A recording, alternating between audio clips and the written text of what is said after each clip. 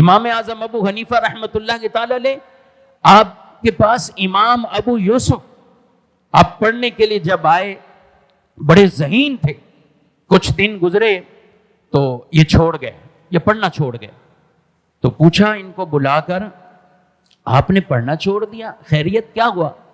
کہ ہم چونکہ غریب گھرانے سے تعلق رکھتے ہیں، تو میرے والدہ نے کہا ہے کہ اب بیٹا تم کچھ کمانے لگ جاؤ. میں اب محنت مزدوری کچھ کام کاج کر رہا ہوں، گھر کا گزر بسر اسی سے چلے گا. امام اعظم ابو حنیفہ، حنفیوں کے امام، کروڑوں لوگوں کے پیشوا امام، اللہ اکبر. آپ نے فرمایا تمہارے گھر کا خرچہ کتنا ہے؟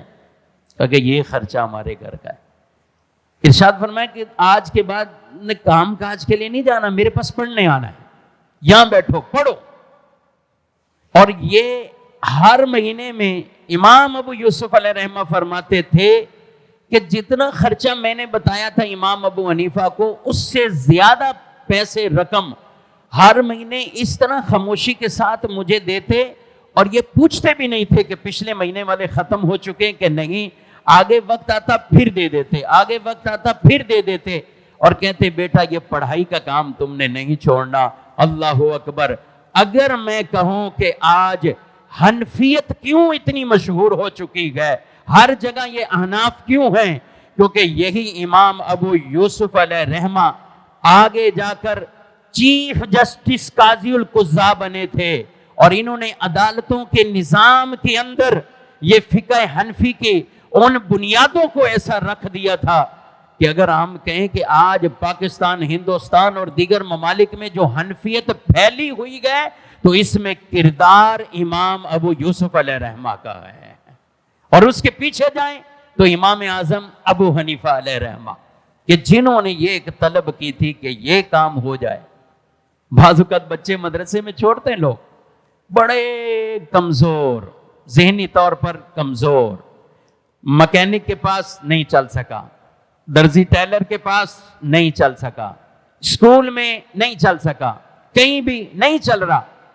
ماں باپ کہتے ہیں قاری صاحب کے سپرد کر دو، مدرسے والے چلا لیں گے اس کو. اے بھائی، مدرسے والوں کے پاس کوئی اور مشین نہیں ہے. جب آپ ذہین بچہ مدرسے میں حفظ قرآن کے لیے ڈالیں گے تو وہ بچہ بہت اچھے نتائج دے گا آپ کو، کیونکہ دنیاوی تعلیم سے کئی گنا مشکل یہ تعلیم ہے. ایسا نہیں کہ نارمل بیٹھے بیٹھا ہو جائے. دنیاوی سبجیکٹ میں 33 نمبر لے کر پاس ہو کے اگلی کلاس میں چلا جائے گا.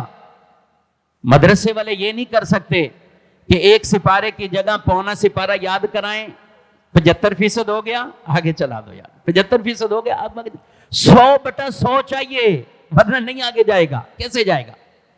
تو وہ پھر اگر کند ذہن ہوتے ہیں وہ پڑھ نہیں پاتے. ماں باپ پھر شکایت کرتے ہیں 6 سال ہو گئے، 10 سال ہو گئے، 7 سال ہو گئے، پڑھ نہیں پا رہا، اتنے سپارے وہ بھی یاد نہیں ہو گئے. اچھا، یہی صورتحال عالم بننے میں بھی گئے. عالم کورس بھی ٹھیک ہے، دین آسان ہے، لیکن جس نے محنت کرنی ہے، جس نے جستجو سے پڑھنا ہے، ٹیمپریری تھوڑا بہت پڑھا، نتائج نہیں سامنے آئیں گے. اس لیے میرے بھائیوں، دین میں جہاں صدقہ اچھی چیز کا کرنا چاہیے، اگر آپ دین میں بھی اس طرح کوئی اپنے بچوں کے بارے میں جذبات رکھتے ہیں، تو جو آپ کا بچہ ذہین ترین بچہ ہے، میں کہتا ہوں اس کو آپ مدرسے ڈالیں. وہ رزلٹ جو عام بچہ 4 سال میں دے رہا ہے، یہ 1 سال کے اندر آپ کو رزلٹ دے گا. یہ 1.5 سال میں آپ کو حافظ قرآن بن کر آپ کی آنکھیں ٹھنڈی کر دے گا. تو آپ ٹھیک ہے، اس کو سافٹ ویئر انجینئر بنائیں، کچھ اور بنائیں، جو بھی آپ بنانا چاہتے ہیں، مگر آپ دین بھی اگر سکھانا ہے اور قرآن بھی، تو ایسے بچوں کو بھی مدرسوں کے سپرد کریں، اور ان کے دلوں میں یہ رہے. جب اچھی چیز اللہ کی راہ میں جائے گی نا، تو اس کے آپ کو بھی فوائد ملیں گے.